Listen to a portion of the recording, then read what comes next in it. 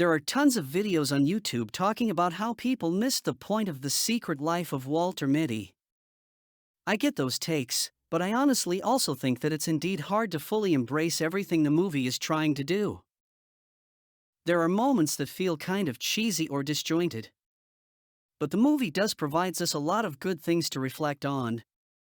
Ben Stiller's Walter Mitty lives in the clash between the physical and the virtual, a world where real presence always seems to be replaced by the virtual.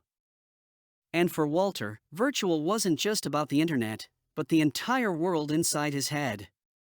Even though he worked at a physical magazine, he struggled to live in the real world, afraid to act and take risks.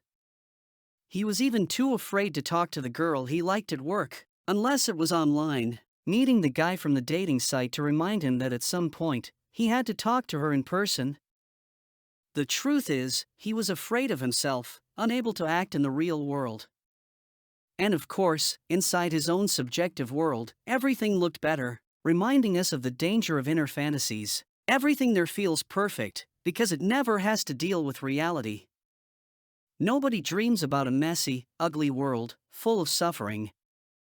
Then life itself shakes him awake, as it does with all of us. The unexpected sale of the company, his whole job about to vanish, ironically swallowed by the rise of the virtual, forces Walter out of his bubble. Real-world chaos pushed him to finally step forward and connect with Cheryl.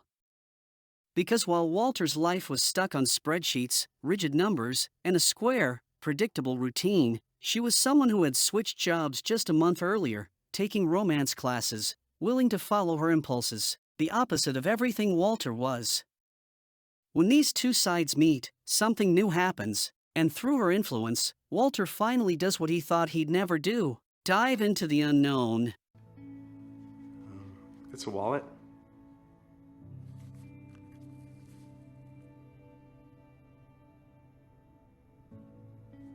With life's motto on it.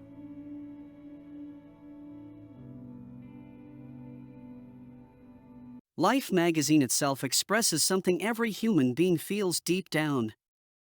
Who hasn't dreamed of seeing the world, traveling, exploring the unknown? And yet, most people never actually do it.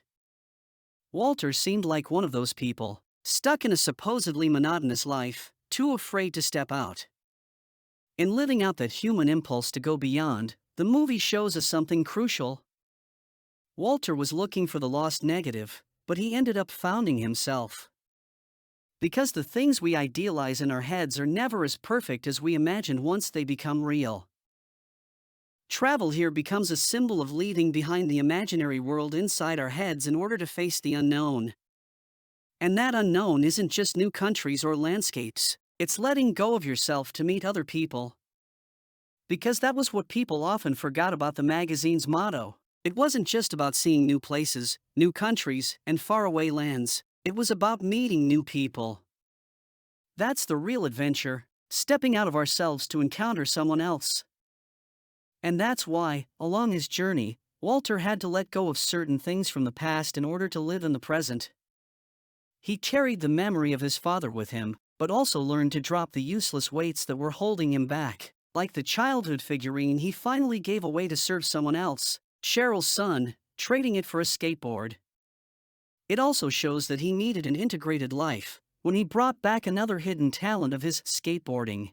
Something buried for years, but that he now puts to use again. In the same way, we too can and should use everything we know, all of our natural inclinations, to do good for others and ourselves. But in order to do that, you need courage. Courage to leave your bubble, embrace risk, and act even when you're afraid.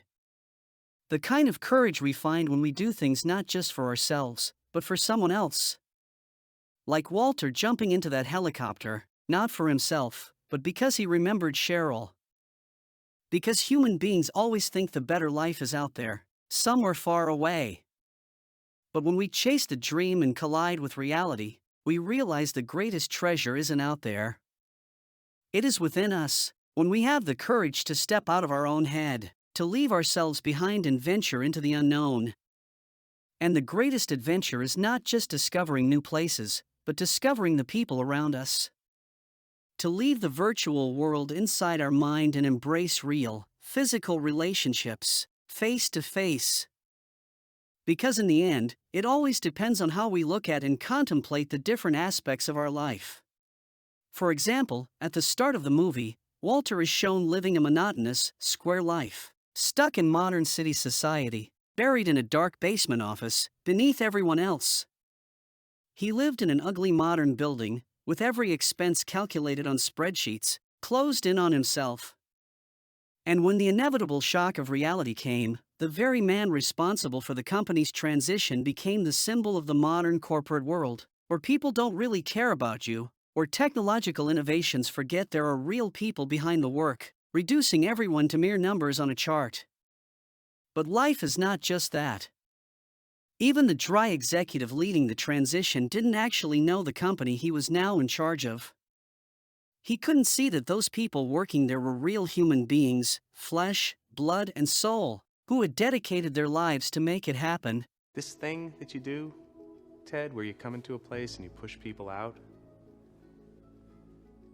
you should know that those people worked really hard to build this magazine. They believed in the motto. Because even before meeting Cheryl, Walter was trapped inside his own head. He kept missing what really mattered in life, failing to be present in the present. Lost in daydreams and fantasies, he didn't even notice when his own mother gave him the clue to finding the negative he desperately needed for the final issue of life. Or later, when he assumed Cheryl had gone back to her ex just because he saw the guy around, with his crazy imagination pulling him away from reality. But through Sean O'Connell, the photographer who traveled the world chasing beauty in landscapes, the movie shows us how everything changes when you shift your perspective. Spending most of his life in the wild, capturing the wonders of nature, he's the one who sees the beauty hidden in the secret life of Walter Mitty. Because for 16 years, Walter had been faithfully doing his quiet work in the shadows, making sure those photos could appear in print. Because in truth, the work was collective. The photo meant nothing without the man in the dark basement making sure every tiny detail was right. A humble job well done, even when no one notices.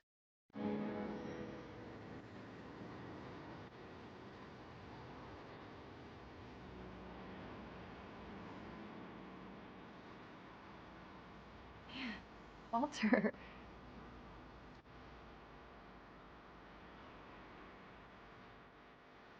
And maybe that's the lesson for us too. A wonderful life doesn't have to mean traveling the whole world. Beautiful things don't ask for attention. Real greatness can be found in the ordinary.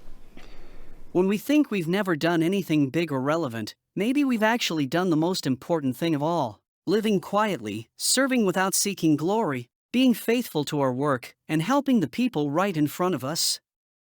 If we do that, if we persist over time, with constancy, courage, and openness, we discover the greatest treasure was never far away. It wasn't in some imagined dream world, but in the mystery of another person's soul. Because we don't need to escape reality to find meaning. Rather, what we need is the courage to embrace it, and to face the unknown beauty, hidden in the souls of those around us.